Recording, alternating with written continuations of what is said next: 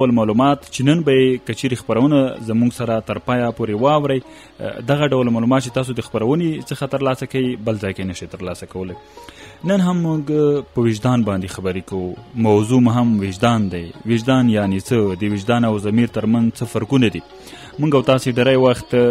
دا کلمه کاروو چې بې وجدانه یا وجدان دې مړ دی. آیا وجدان هم مړ کیږي یا یو څوک بې وجدانه کیدی هم شي؟ دا او دې ته ورته نورې پوښتنې به په دې جواب شي. زه نور غفور ظهیر یم او په خپرونه کې راسره عمر خان درمل میلمه دی. عمر خان درمل د ننګرهار ولایت اوسیدونکی دی او په لوړو زده کړو وزارت کې د نشراتو په ریاست کې د پښتو ژبې د خبریال او ژباړن په حیث کارکوونکی دی او همداشان د درد خریا بنسټ مؤسس او مسؤل هم دی. دی موږ سره له ننګرهاره میلمه دی. په همدې موضوع به ورسره خبرې کوو. درمل صاحب تاسو ته په خپرونه کې ښه راغلاست وایو. په خیر راشئ او ستړي مه شئ. مننه ظهیر صاحب تاسو ته او د ولس غږ راډیو د فکري رغون خپرونې ټولو درنو مینوالو اورېدونکو ته د زړه د کومې سلامونه او نیکې هیلې وړاندې کوم په دې هیله چې ټول درانه اورېدونکي او مینوال د دغه خپرونې رک روغ اوسي او د صحت او عافیت جامې په تن اوسي. ډېره مننه درمل صاحب. نن درمل صاحب موږ په خپرونه کې او په فکري راغون کې په وجدان باندې خبرې کوو. موضوع هم وجدان ټاکلې ده. که تاسې لومړی اورېدونکو ته وجدان ور وپېژنئ ځکه دغه اصول هم دا ډول جوړېږي چې لومړی باید دوی وجدان وپېژني تر څو بیا د وجدان په اړه چې موږ نورې خبرې کوو دوی ته بیا هغه خبرې ښې تمامېږي او اسانه وتمامېږي. نو لومړی تاسو ته غوږ کېږو تر څو دغه وجدان له تاسو نه واورو چې وجدان یعنې څه. بالکل لومړی خو له تاسې بیا هم ډېره زیاته مننه ظهیر صاحب چې د دغې موضوع دپاره مو زه وټاکلم او زه مو ور وبللم تر څو هغه څه چې ما ته دغه وجدان په اړه کوم معلومات چې زه له ځان سره لرم مطالعه لرم هغه له تاسې او له اورېدونکو سره شریکه کړم. کور مو ودان خوشحاله اوسئ چې د ځوان کول د فکري رغون لپاره کار کوئ او وخت نا وخت ورته تاسې خپرونې برابروئ تر څو د دوی د فکرونو د لا ویښتیا او ویښتیابه دپاره خپل مسؤلیت خپل افغاني او ایماني رسالت او وجیبه چې کومه ده تاسې ادا کوئ. تاسې د کور وداني راځم وجدان ته ظهیر صاحب. وجدان لومړی به له تعریف مخکې یو څه وضاحت پکې دا ورکړم چې موږ ډېری وخت چې په ورځني ژوند کې ژوند کوو موږ له ډېرو کلماتو سره مخ کېږو چې وجدان ده، ضمیر ده او روح ده، روان ده، ورسره زړه، عقل او ذهن. دغه څو کلمات دي چې موږ یې له ورځني ژوند کې ورسره مخ کېږو په خبرو اترو کې تکراروو. که څه هم یو دوه درې نومونه چې کوم ورته ټاکل شوي دغه په انساني وجود کې په فزیکي شکل باندې هم شتون لري خو ولې ډېری نومونه لکه وجدان، ضمیر، روح، عقل دا نو په فزیکي بڼه باندې د انسان په بدن کې شتون نه لري. خو راځو لومړی وجدان ته. وجدان الله تعالی د اشرف المخلوق یعنې د انسان په بدن کې داسې معنویتونه او صفتونه برابر کړي دي د انسان په بدن کې یا په روح کې ورسولي چې هغه انسان چې کله یو نیک کار وکړي، د خیر کار وکړي، نو د هغې په ترسره کولو سره وجدان خوشحالېږي، ارامه کېږي. نو دغې خبرو ته په کتو سره موږ ویلی شو چې وجدان د انسان په بدن کې هغه قوه ده چې یو انسان پرته له قاضي محکمه کوي. نو دغسې یو تعریف ورته ویلی شو. د نړۍ فیلسوفانو پوهانو ورته د خپل لیدلوري له مخې ډول ډول تعریفونه ټاکلي دي او لکه چې ګوانا چې وایي یو غربي عالم ده هغه وایي کله چې تاسې یو انسان ګورئ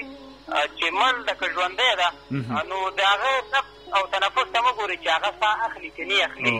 تاسې د هغه شرف او وجدان وګورئ چې که چېرته شرف او وجدان یې لرودو یعنې د ښو بدو تر منځ یې توپیر کولی شو، خپل حق او د بل چا حق یې پېژندلی شو، نو په دې پوه شه چې دا انسان ژوندی ده. که چېرته یې ټوله ورځ پردی حق خوړه او تل یې د ښو پر ځای بد کارونه کول، تل پردی حق یې نه پېژنده، نو پوه شه چې دا انسان مړ ده. ځکه چې هغه ته ښه معنا ونه لري نو هغه انسان به څه ژوندی اوسي. یو بله خبر دا ده چې موږ او تاسو خو شکر الحمدلله مسلمانان یو، او په مسلمانانو کې بیا ښه مسلمان هغه ده چې بل مسلمان ته یې خیر ورسېږي، ځکه نه رسېږي نو تاوان خو باید هم ونه رسوي. ځکه وایي چې حدیث شریف ده چې لا ضرره ولا ضراره، چې نه باید یو مسلمان بل ته ضرر رسوي او نه هغه ورته بل باید بل ته ضرر ورسوي. نو همدې ته په کتو هر هغه انسان چې د ښو کولو د ښو کړنو په ترسره کولو باندې خوشحاله شو، نو پوه دي چې دغه انسان وجدان لري او وجدان یې ژوندی ده. نو کوم انسان د بدو کولو باندې پښیمانه نه شو او خفګان یې ښکاره نه کړه، نو دغه انسان دې پوه شي چې دغه انسان د دغه انسان وجدان مړ ده او ده ته ښه او بد توپیر نه لري. او همدا شان د ډېرو بدو کړنو په ترسره کولو باندې دغه معنوي صفت او ښایست چې الله تعالی د انسان بدن کې نغښتی ده او کړې ده دغه له منځه ځي مري، نو هماغه وجه یې چې بیا انسان ته ښه او بد توپیر کول د هغې مهمه نه دي او نه یې پوهېږي ورباندې. درمل صاحب ستاسو د پوښتنې ستاسو دغه کوم خبرې چې وکړې چې وجدان ځینې کسان چې ښه عمل کوي وجدان یې خوشحالوي او ځینې کسان چې بد عمل کوي وجدان یې خود به خود خفه کوي. دلته یوه خبره ماته یادېږي ځینې کسان چې یو جرم وکړي، مثلا دغه حساسیت زموږ او ستاسو په خویندو کې ډېر دی که نه، مثلا په کور کې د یو چا سره یا د مور سره جګړه کوي، هغې ته بدې ردې وایي، وروسته بدون د دې چې دې ته څوک چا څه ویلي دي ځي د کوټې په یو کونج کې کیني جاړي، یعنې دومره دې خفګان احساس کوي چې هغه په ژړه کېږي، هغه په خپلو لاسونو باندې ځان وهي. دا هم وجدان دی؟ ډېرې ښې پوښتنې ته او ډېر ښه ټکي ته مو اشاره وکړله. ظاهر صاحب موږ او تاسې ډېری وخت او د تاسې ډېره ښه یادونه مو کړله ښځې، ځکه په دغه ورځني ژوند کې بیا په دغه کورني نظام کې ځکه دغه ټولنیز ژوند د کورني نظام نه پیل کېږي او لومړنی ټولنیز ژوند چې د هغه په خپله کورنۍ کې او دغه ډېری وخت چې سره هغه څوک چې ډېر سره مخامخ هماغه د کورني نظام هغه ښځې دي، ښځینه طبقه ده چې دوی یو بل سره ډېر مخامخ کېږي، ځکه دوی ډېری وخت کور کوي که نارینه وي هغوی بیرون وځي دندو ته ځي یا نور مصروفیتونه بوختیاوې چې دوی لري، په مثال څوک بزګري کوي، څوک هماغه فصل کې مصروف وي یا په بار کې مصروف وي، نو ډېر وخت چې یو بل سره په تقابل کې نه واقع کېږي هغه کېږي. نو او دا د وجدان ډول ده، دا په خپله وجدان ده، ځکه که چېرته مثال موږ سره یو څوک بد وکړي، موږ که هغه ته په خوله څه ونه وایو زموږ زړه خفه کېږي، موږ وایو چې زموږ زړه خفه شو. دا اصل کې وجدان ده چې تا ته یو ډول هغه درکوي، قضاوت درکوي، یو ډول پرتلنه درکوي چې تا خو هغه سره هېڅ هم بد نه وکړي، ولې تا سره د هغه وکړه ته په خپل ځان سره کشمکش کې ګیري. یا بله خبر دا ده چې تا مثال ډېری وخت دغه په تېره خاص ډول موږ افغانان به ووایو پښتانه بیا موږ ډېری وخت بل پرمختګ نه شو زغملی، موږ ډېری وخت د بل پرمختګ نه شو زغملی، د بل پښتون ورور پرمختګ نه شو زغملی. ظاهر صاحب کله چې زموږ یو ورور یو ښه موقف ته رسېږي په ښه مقام باندې، موږ تل غواړو چې د هغه خپې ووهو، حتی په کورني نظام کې په دا ټولنه کې چې خپل ورور وي یا تره زوی وي موږ ورته تربور وایو، هغه که چېرته په یو موقف ته رسېږي نو موږ د هغه خوښې ووهو. نو د داسې وخت راسي د هغه چا چې مونږ خپې ویلي ټوله ورځ م هغه پسې بد ویلي دي زمونږ کار هغه ته بندېږي ولې مونږ تبلیغ دا کړی په ټولنه کې چې دا پلانکی ډېر بد سړی ده پلانکی په خاص نه پوهېږي دا د واغه دا خبرې ورپسې کړي کله چې تا سره کومک نه کوي مرسته نه کوي چې کله مثال دفتر ته ورځې تا ته وخت نه درکوي او سکرټران ټاکلي تا له دروازې رخصتوي کله چې موږ هلته ورشو کومې خبرې چې موږ کړي یا موږ ته داسې تاویلې ماویلې شایعه رسېدلي ولې تاسو د هغې لپاره نه هلته څوک ولاړ چې سامانې کړي نه ښه نه بد او نه هغه ناپوهې تا سره ښه د یو ورور غوندې چلن کوي رویه کوي در سره ستا کار په 15 دقیقو کې خلاصوي در ته او لا د نور خدمت او د لا نور مرستې ډټر در ته ډبوي نو کله چې موږ داسې حالت ګورو موږ که چېرته ژوندی وجدان ولرو موږ ځان سره خیاله ده کېږو هغه هېڅ خبره هم نه وي ولې تر هغې چې موږ له هغه بښنه ونه غواړو هغه مو ونه بښي موږ بیا تر هغې پورې ځورېږو چې یا مړه شو او یا هغه راته چې ځکه بیا ځان سره وایي چې هغه څه وکړل ما ورسره څه کول همدغه چې موږ له ورځني کشمکشونو سره دا خبره بیا ډپریشن ته ځي بیا رواني تکلیف ته ځي همدا یو وایي چې ډېر زیات یو پلانکې د ډېر ژور خفګان سره مخ ده د سټرس فشار سره مخ ده دغه بیا دغه فشار اصل کې د وجدان وي چې ته سړي وجدان ژوندی او دا د ښو بدو په توپیر باندې پوهېږي ته کوم غلط کار کړی یا دغسې یو پېښې سره مخ شوی هغه نه شي تر هغې پورې چې زړه توان رسېږي د عقل او د زړه تر منځ چې دغه کوم ښایست بود ده دغه معنوي صفت بود دا ورسره په کشمکش کې په جنجال کې تر هغې که چېرته د یو ښه دوست په مرسته باندې پر مټ باندې د یو ښه رواني مشاور په مرسته باندې که چېرته دا په دې بریالی شو چې دغه کشمکش یا دغه کوم غوغا چې زه په بدن کې راپارېدلې ده د وجدان دا ورباندې بریالی شو هغه کشمکش یې سرکوب کړو خو ښه ترښه که نه همدغه بیا د دې لامل کېږي چې ځان وژنې ته لاړه شي خبره یا ځان وژنې ته لاړه شي یا وایي چې پلانکې زړه وچاودې اوهو بلکل همداسې درمل صاحب دلته یوې پوښتنې ته چې تم شو لږ ځینې کسان بیا داسې هم شته زموږ او ستاسې په ټولنه کې چې هغوی ډېر لوړ جرمونه ترسره کوي حتی د انسانانو قتل کوي مثلا یو انسان قتلوي خو بیا هم د قتل نه وروسته چا په اصطلاح چې په سرو شنډو خاندي هېڅ یې په کیسه کې نه دی دلته خبره به په کوم ځای کې ده دلته موږ او تاسې به یو هغه اصطلاح په ټولنه کې ډېره عامه ده پوهان هم وایي او دغه رواني مشاهدونو که تاسې وپوښتئ هغوی هم وایي هر هغه انسان چې ډېر خاندي هغه د خندا تر شا بلها غمونه لري ډېر زیات څوک چې په خوله باندې ډېر خاندي هغه په زړه باندې ډېر غمونه تېروي او هغه خلکو ته د خندا تمثیل اصل کې د هغه خندا نه ده دا ډېر یو ترخه ژړا ده دا ترخه مسکا ده چې هغه یو چا ته کوي ډېری وخت داسې هغه څوک چې ډېر غټ جرمونه یې ترسره کړي مثال قتلونه کوي اجرتي قتلونه کوي ډېر د هغوی هغه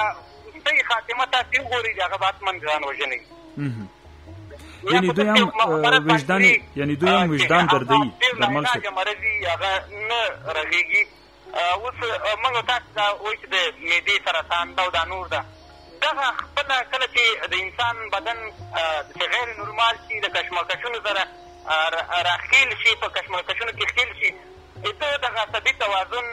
سره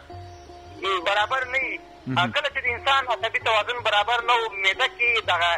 کوم تیزابونه چې دا طب برخې ته م لاړم خو خیر اوس باید دغه موضوع کې دغه خبره یاده کړمه دغه کوم تیزابونه چې افرازېږي د معدې له غشا نه یا دیوالونه چې کوم افرازېږي دا په غیر نورمال ډول باندې یا ډېر یا زیات هماغه دې لامل کېږي چې انسان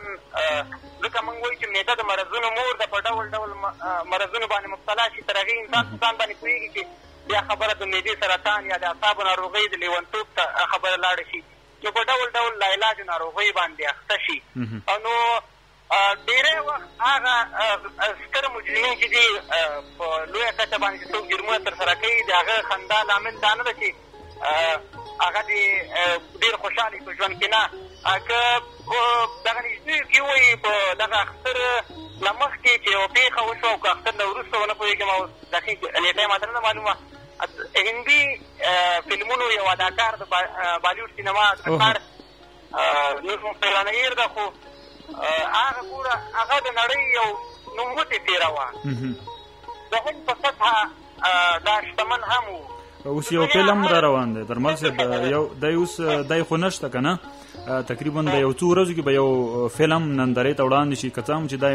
نشته په دې نړۍ کې، خو بیا هم میلیونونه ډالر عواید به د دغه فلم لارې د ده کورنۍ ته ترلاسه شي. هغه رښتیا د ډېر مشهور فلمي اداکار. بلکل، یعنې ډېر زیات مشهور اداکار و. تل که تاسې فکر کړی دی د په خوله به تل خندا وه. بلکل رښتیا ده. یو ډول ترخه مسکا به ده کوله. ما یو څو کلیپونه لیدلي نو ده یو ډول ترخه مسکا کوله. یوازې د یو د درې صحنو نه چې هغه هم دی دغه کوم اداکارانو کې دوی سره ول، هغې کې به ترې پټه کاسې کوو یا به کومه شو کې ناست وو چې به یې غمجن مهال لاړ چې اوښکه غوندې به یې تویه کړله، نو به تل دا خندل به د ډېره داسې یو عجیبه خواره او خندانه څېره الله تعالی ورکړې وه. خو د وروستۍ څېره څه شوه؟ د ژور خفګان له وجې هغه ځان وژنه وکړه. بلکل همداسې هغه څه ضرورت لري ځان وژنې ته؟ هېڅ ضرورت نه لري، ځکه هغه په پیسو باندې هر څه اخیستلی شول. رښتیا ده. یعنې څه په بدن کې چې کوم څه ول، ډېر خندا تر شا چې کوم غمونه وو، څوک یې څه بولي، اوس یې دا راخلي چې د دې کومه منشي چې وله، د سکرتره چې کومه وله، هغه د ده خوښه وله، د یو بل سره مینه کوله. ولې کورني ژوند یې چې دا مثال په شتمنو کې و او هغه د ډېرې غریبې کورنۍ نه وله، په ډېر یو عادي معاش دوی سره کار کوو، د دې کورنۍ هغه دوی نه قبلوله، نو همدا خفګان د دې لامل شو چې دا ځان وژنه وکړي. ډول ډول خبرې دي، یعنې نور د پرې خدای خبرې چې څه ډول. ولې دا معلومه نو چې د ژورې خندا د ډېرې خندا تر شا ژور غمونه بلا غمونه ساتي. بلکل، یعنې هغه څوک چې که ته جرمونه کوي هم که خاندي هم، دوی وجدان دردوي او تر د دوی د خندا تر منځ یوه لویه دردونکې خبرې روانې. درمل صاحب را به شو د یوې بلې مهمې موضوع ته هم، که څه هم په دې برخه کې پوښتنې ډېرې وي خو دلته وخت هم کم دی. وجدان، ضمیر، زموږ او ستاسې خلک په یو نوم کوي، هم ضمیر او هم وجدان، دواړو ته یو وایي. دواړه یو دي که فرق لري؟ فرق لري. لومړی یو خبره په مخکې خبرو کې را پاتې شوله، هغه تاسې یادونه کړه د خندا، څوک ډېر خاندي، چې هغه هم باید اورېدونکو ته واضح کړم. موږ مخکې د وجدان په تعریف کې هم دا وویلې چې او په هغه ځانګړنه کې موږ ویلې تشریح کې چې هر هغه انسان چې ډېر بد کار وکړي او په هغې باندې پښیمانتیا اختیار نه کړي، د هغه ضمیر مري. که تاسې اورېدلي، ما خو ډېرو نه اورېدلي، ډېرو مجرمینه چې هغه وایي زه د انسان له ځورولو خوند اخلم. رښتیا ده. زه چې دغه بد کار کوم، هغه وایي ما ته حلال مال خوند نه را کوي، چې زه حرام ما ته حلال مال ما باندې نه لګي. رښتیا ده، همداسې اورېدلي. زه دغه فکر داسې برابر شوی وایي په ما باندې نه لګېږي، نه خورم، او زه همیش ما ته هغه خوند راکوي چې زه یې چا نه په زور واخلم، زه یو انسان مړ کړم د هغې پیسو باندې، زه نشې تماشې وکړم، دا ما ته خوند راکوي. دغه انسان بیا له هغه بل انسان سره فرق لري. دا خندا دا چې د چا له ځورولو د بد کارونو خوند اخلي، دا بیا جلا خبره ده. او هغه څوک چې ضمیر ژوندی ولې نورو ته د خندا تمثیل کوي او اخره تر شا بیا دردونه یي او غمونه یي، هغه بیا جلا خبره ده. نو راځو د ضمیر او د وجدان ترمنځ توپیر ته. دا اوس چې نفس په درې قسمه ده که نه، د انسان بدن کې چې ضمیر وایو که نه، په نفس اماره ده او نفس عوامه ده او دغه چې تقسیم شوی. نو موږ بیا د وجدان او د ضمیر ترمنځ فرق کې دا ویلی شو چې دغه وجدان د نفس اماره او شیطاني غوښتنو مقابل کې په انسان کې چې کوم هغه الهي روح زړی چې هغه آیات هم ده، قل الروح من امر ربي، چې د خیر غوښتنې مینه او عشق راوپاروي، دا وجدان بلل کېږي. چې د انسان په بدن کې هغه شیطاني غوښتنې چې شیطاني انسان انسان هڅوي چې هغه بدې کړنې ترسره کړي او د دې په مقابل کې یو ډول راپارونه او یو ډول غوغا جوړېږي د انسان په بدن کې دا وجدان شو. خو ضمیر بیا څنګه ده؟ ضمیر بیا په انسان کې هغه د ټولنې له غوره اخلاقو، ښې روزنې، غوره رواجونو او طبیعي غوره خویونو نه چې کوم خوی را په وبنځېږي او منځته راشي، هغه کوم خصلتونه چې د دغه ټولنیزو غوره خویونو او خصلتونو ته په کتو، دغه رواجونو ته په کتو چې ده چې کوم څه را پیدا شي، یعنې کسب شي، دغه بیا ضمیر بلل کېږي. بلکل. ډېره مننه درمل صاحب. او بله خبره دا ده چې هیله کوم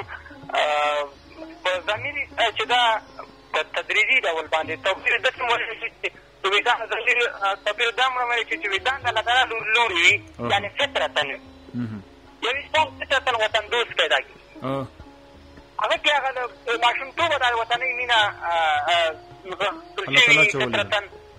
وایي چې دغه وطن سره مینه یې هغه هېڅکله نه کوي. خو د ضمیر چې ده بیا له ټولنې نه اخیستل کېږي او د وجدان غوښتنې چې دي د الله تعالی په عشق او د انسانیت په خیر باندې ولاړ وي او ضمیر بیا د انساني اړیکو او د اخلاقي اړیکو هغه التزام کوي. یعنې موږ ته په ټوله کې ووایي چې وجدان تل د انساني ژوند هغه خیر غوښتنه ده چې فطرتا الله تعالی د یو انسان په وجود کې راغلې ده او ضمیر چې ده بیا هغه قوه چې انسان د ټولنیز ژوند نه زده کوي، کسب کوي، دا ضمیر بلل کېږي. بلکل. درمل صاحب، موږ او تاسې دغه ټولنیزو رسنیو کوم کیدای شي تاسو هم لیدلي ډېر خلک د فیسبوک کې په خپلوال باندې هم ډېره دا خبره لیکي چې انسان ته د ښو او بدو اعمالو په وړاندې هغې په مقابل کې تر ټولو ښه جزا ورکوونکی وجدان دی. بلکل. دا رښتیا ده؟ بلکل همداسې ده. ځکه موږ مخکې یادونه مو کړله چې هغه قوه چې انسان پرته له قاضي محکمه کوي هغه وجدان بلل کېږي. بیا ښه محکمه کوونکی او ښه سزا ورکوونکی ځکه موږ وجدان بولو چې که چېرته موږ انسان فطرتا داسې ځان خوښی ده، که چېرته موږ یو جرم وکړو، که قاضي 100 وارې په حق کوي موږ ته سزا را کوي، څارنوال 100 وارې په حق کوي موږ ته سزا را کوي، خو موږ بیا هم د څارنوال مقابل کې غبرګون ښیو. موږ بیا هم سره دی چې زموږ دا خپله سزا ده، د خپلو اعمالو سزا هم ده چې موږ یې ګورو او موږ ورباندې ځورول کېږو، موږ ورباندې شکنجه کېږو. خو بیا هم موږ که چېرته زور هم ورسېږي قاضي سره دښمني هم کوو، قاضي په بدو نومونو هم یادوو، دغه رامنځته کېږي. خو ولې وجدان بیا هغه قاضي ده چې هېڅوک یې باندې نه رامته کېږي، نه پکې د چا رنګه بدېږي، نه ښه نه پرته چا نه دښمني پیدا کېږي، نه د دوو تر منځ بدواله پیدا کېږي. یوازې په خپل بدن کې انسان خپله محکمه کېږي. ځکه د دې موږ په کتو د وجدان د هغه کوم ځانګړنې چې لري دې ته په کتو موږ ویلی شو چې وجدان تر ټولو ښه قاضي، تر ټولو ښه جزا ورکوونکی چې ده د انسان په بدن کې هغه خپله وجدان ده. بلکل. درمل صاحب، ستړی ما هم کړې، بښنه هم غواړو، خو د هغه خپرونې په وروستیو کې دا پوښتنه کوو چې کیدای شي زما او ستا خپرونه د مختلفو وجدان لرونکو خلک یا اکشارو اورېدلي وي. کیدای شي ځینې داسې کسان وي چې هغه بد وجدان لري زما او ته خپرونه اوري، کیدای شي ځینې داسې وي چې هغه ښه وجدان لري زما او ته خپرونه اوري، کیدای شي ځینې داسې دغه درمیانه حالت کې وي. کیدای شي هغه کسان چې بد وجدان لري یا په عموم کې د هر یو اورېدونکي سره شاید دا پوښتنه پیدا شوې وي چې زه کوم کارونه وکم چې د ښه وجدان خاوند شم، یا زه باید کومې لارې چارې خپلې کم چې ښه وجدان ولرم. بلکل. موږ خو شکر الحمدلله مسلمانان یو. موږ دا په قرآن کې د لمانځه په کولو باندې ډېر زیات تاکید شوی ده.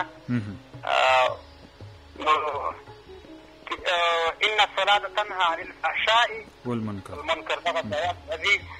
نو وایي په تحقیق سره لمونځ چې دا د فحشا او منکراتو نه څه شی ده؟ منع کوونکی ده د یو انسان او ساتونکی ده. بلکل. کله چې یو انسان الله ته رجوع وکړي او خپل 15 وخته لمونځ قایم کړي او هغه په جام باندې وکړي او د بدو کارونو پر ځای باندې مثلا موږ ټوله ورځ سندرې اورو یا یو بل ته ځان سره هندي سندرې ځان سره دمدمه کوو نو د هغې په ځای ولې ذکر نه کوو عام قربان ثواب هغه خپل عادت چې څنګه سندرې ځان سره صحیح سره دمدمه کوم او ترنم کوم هغې نه ښه ده چې ولې عام قربان هغه یو کارونه کوم هغه خپل سوچ باندې غلط دي او روح به مې ورباندې ارام وي ځکه الله تعالی وایي چې الا بذکر الله تطمئن القلوب د الله تعالی په یادولو سره په فکر کولو سره زړونه اطمینان حاصلوي او کله چې زړه اطمینان حاصل کړي پوه شه چې وجدان ارامه شي روح ارام شي انسان په خپله بیا د خوب بدو تر منځ توپیر کولی شي نو ښه لاره یې دا ده هغه ورونه چې وجدان یې مړ شوی ده د خوب بدو تر منځ توپیر نه شي کولی تفکیک نه شي کولی یا ورته دا داسې عادي شوي دي چې بدې کړنې ترسره کړي نو ښه خبر ده چې دوی دې دغه الله تعالی ته رجوع کړي او حتی خپل ایمان دې وډارکړي ځکه چې انسان بدو کړو ته مخه کړي او پرله پسې بدې کړنې کوي نو نتیجه بیا نور صحیح او موږ سلم دا وایي چې خدای آخره خاتمه مو ښه کړي وروستۍ پایله مو ښه کړي چې له دې دنیا نه له ایمانه سره لاړ شو نو ښه خبر دا ده چې الله تعالی ته رجوع وکړي او په دې فکر وکړي چې زما تر ټولو ښه ملګری پوه ښه مشاور دې ته ښې مشورې ورکوي د پوهنتون استاد سره یا ښوونځي استاد سره چې هغه مطالعه ډېره ولري له هغه سره کښېني او هغه ته خپل مشکلات چې دی لري دی ورسره شریک کړي او هغه ورته ښې مشورې ورکړي یا له عالم سره کښېني هغه ورته ښه مشوره ورکړي دا 15 وخته لمانځه ته لاړ شي نو انشاءالله زه په دې 100 سلنه باوري یم چې نوموړی ورور یا خور به د ویښ وجدان څښتنه شي او وجدان به یې بېرته له سر را ژوندی شي او ژوند به یې په ډېر عادي او په ډېر ښه توګه مخته ځي او همیشه به په ژوند کې خوشحاله اوسي که دا هېڅ هم ونه لري هېڅ شته هم نه لري کور کې به سابو جوارۍ خوري پیاز او ډوډۍ به خوري خو دا به ډېر زیات خوشحاله وي ځکه د چا حق به نه وي خوړلی چا ته به یې بد نه وي رسولی خپل کار سره به کار لري چا به هغه چې به مداخله نه کوي خپل ژوند په عادي ډول باندې ورکوي بالکل درمل صاحب که زه خو تر مازدیګره پورې خبرې در سره وکړم هم یقین وکړئ ستاسو خبرو نه به تنګ نه شم ستاسو خبرو کې بیل خوند کوي دی او بیل ډول د انسان په زړه باندې لګېږي خو دغه بېوفا وخت اجازه نه راکوي نور او هلته ملګری مې هم اشارې کوي چې وخت مو پای ته رسېدلی دی تاسو نه بیا هم ډېره زیاته مننه چې زموږ دعوت مو قبول کړ او موږ سره دې په اړونده موضوع باندې خبرې وکړي الله تعالی دې تاسو ته د هر یو لفظ چې تاسو له خولې راباسلی دی پوره پوره اجرونه درکړي بیا هم ډېره زیاته مننه قربان مو شم درمل صاحب یعنې ټول مودان ظهیر صاحب خوشحاله اوسئ له تاسې ډېره زیاته مننه ستاسې له تخنیکي همکارانو هم ډېره زیاته مننه او په دې هیله چې هغه څه چې معلومات چې ما له تاسې اورېدونکو سره شریک کړه چې دغه درانه اورېدونکي ترېنه په ورځني ژوند کې ګټه واخلي او د دوی په خیر تمام شوي اوسي بیا هم له تاسې ډېره زیاته مننه او تل مو زه خدمت کې هغه څه چې زه یې لرم له ځان سره په ذهن زړه کې هغه له تاسې او له اورېدونکو نه زما له خپلو هېوادوالو نه په سر سترګو قربان الله مو ښاد او آباد لرم ډېره مننه درمل صاحب قربان دې شم ډېره مننه دوستانو د ننګرهار ولایت اوسیدونکی عمر خان درمل چې د لوړو زده کړو په وزارت کې د نشراتو ریاست د پښتو څانګې ژباړن او یو ښه مطالعه کوونکی هم دی دی موږ سره خپرونه کې مېلمه و او د وجدان په اړه یې ښکلې مفصلې خبرې وکړې دغه خپرونه فکري رغون ما نور غفور ظهیر درته وړاندې کړه د همدې اونۍ فکري رغون خپرونه مو په همدغه ځای پای ته رسوو تر یو بل پروګرامه تاسو ټول درنه اورېدونکي په لوی یو متعال خدای سپارو ښه وختونه ښې شپې